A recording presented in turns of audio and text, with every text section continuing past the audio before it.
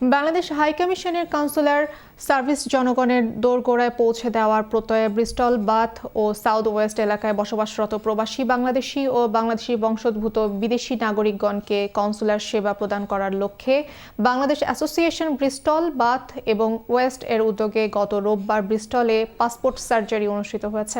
বিস্তারিত জানাচ্ছেন আমাদের ব্রিস্টল ও সাউথ ওয়েস্ট বিশেষ প্রতিনিধি মোহাম্মদ কবির Ali.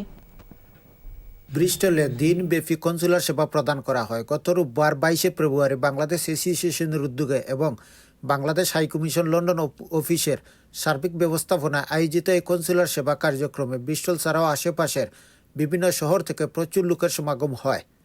Bangladesh association Bristol, bath এবং ওয়েস্টের সভাপতি মোহাম্মদ আইনুল ইসলাম ও সাধারণ সম্পাদক মুর্শেদ আহমদ মতসিরের সার্বিক সহযোগিতায় বাংলাদেশি ফাস্টফুড নবায়ন, machine readable passport, MRP, no visa required, birth certificate, power of attorney, দ্বৈত নাগরিকত্ব আবেদন গ্রহণ, ডকুমেন্ট সত্যায়ন ও সংশোধন ইত্যাদি সেবা প্রদান করেছেন লন্ডন বাংলাদেশ হাইকমিশনের সম্মানিত কর্মকর্তাবৃন্দ। লন্ডন হাইকমিশনের ফার্স্ট সেক্রেটারি মোহাম্মদ হুমায়ুন কবিরের নেতৃত্বে হাইকমিশনের administrative officer Nurani Rufma, office assistant Umme Kulsum Badan সহ কর্মকর্তাবৃন্দ এই সার্ভিস প্রদান করেন।